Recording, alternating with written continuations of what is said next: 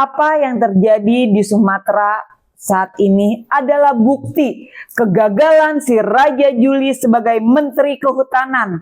Bukan hanya kegagalan mitigasi, tetapi kegagalan kebijakan, kegagalan moral. Sementara itu di dalam negeri, banjir bandang menerjang 3 desa di Kecamatan Batang Toru, Kabupaten Tapanuli Selatan, Sumatera Utara.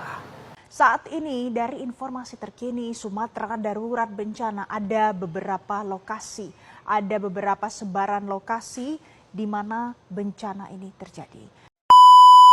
Banjir dan longsor yang terjadi di Sumatera itu bukan sekedar hujan turun dari langit. Itu bencana ekologis, bos. Bencana akumulatif yang sudah lama terpendam. Yang muncul sekarang sebagai amukan alam. Tapi sesungguhnya adalah karena ulah manusia itu sendiri. Sungai di hulu telah digerus, bukan oleh hujan saja, melainkan oleh aktivitas pertambangan.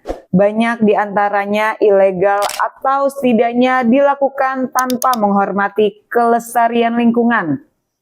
Hutan-hutan yang dulu menahan hujan, menjaga kestabilan tanah, menyerap limpasan air telah digunduli. Penebangan liar alih fungsi hutan menjadi lahan perkebunan atau tambang. Penambahan tanpa kontrol itu semua merusak struktur tanah, menghancurkan keseimbangan alam, di mana akar pohon dan pepohonan yang dulu menyangga tanah kini lenyap. Tanah tak punya ikatan lagi, air hujan tak punya penyerap, sungai tak punya tameng, dan saat hujan deras apa yang terjadi?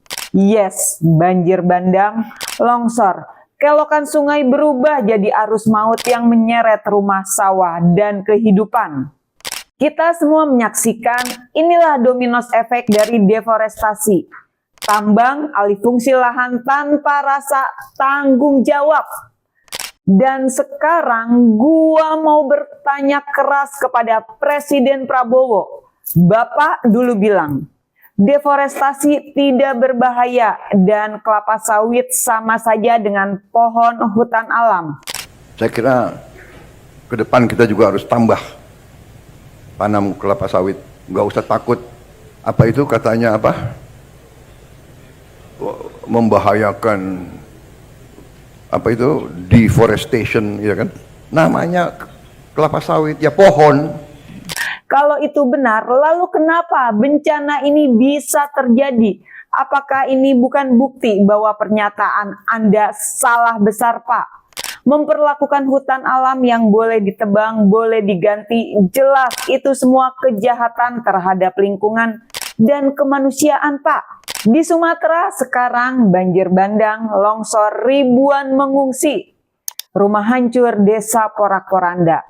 Data terbaru menunjukkan bahwa bencana ekologis bukan hanya curah hujan, tetapi faktor kerusakan ekosistem di hulu sungai, deforestasi perambahan, serta operasi tambang di kawasan kritis seperti ekosistem Batang Toru menjadi pemicu utama. Seharusnya jika Pak Prabowo benar-benar peduli rakyat, kebijakan deforestasi itu dikurangi bukan malah dipermudah. Kalau perlu dihapuskan, malah diperbanyak. Atas nama ekonomi, perkebunan, proyek pembangunan, bullshit lah itu semua. Intinya oligarki dan kapitalis. Lalu di tengah kekacauan dan keprihatinan ini ada satu suara yang patut kita acungi jempol. Puan Maharani. Dia langsung bersuara, peduli pada apa yang menimpa saudara-saudara kita di Sumatera.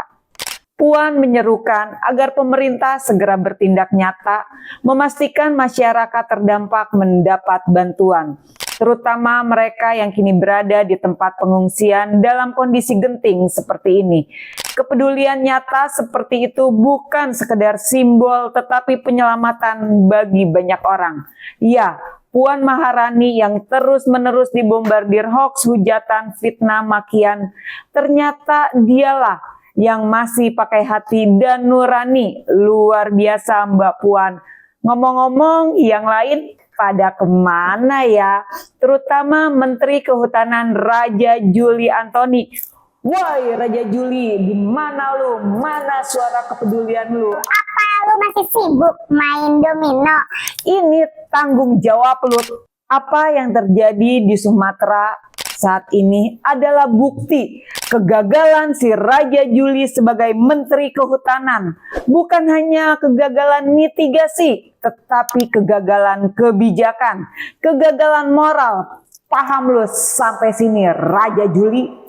Mulai sekarang jangan lagi deh berpikir bahwa ini adalah musibah alam biasa. Ini adalah bencana ekologis. Ingat itu. Hasil akumulatif dari kerusakan lingkungan jangka panjang. Dari keputusan politik yang mengedepankan izin. Seperti izin alih fungsi, deforestasi, tambang atas nama pembangunan. Tapi justru manifestasinya saudara-saudara kita yang terluka. Rumah mereka ambruk, harapan mereka terkikis menjadi korban atas nama pembangunan dan ekonomi. Kalau kita diam saja, lalu besok pastinya akan lebih parah.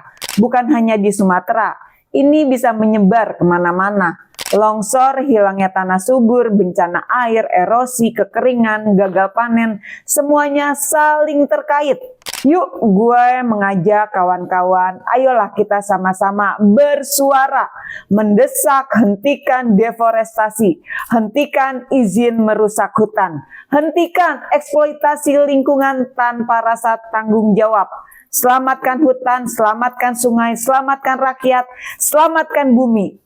Dengarkan suara masyarakat, bukan suara korporasi. Jika pemerintah tidak mampu melindungi rakyat, lebih baik mundur.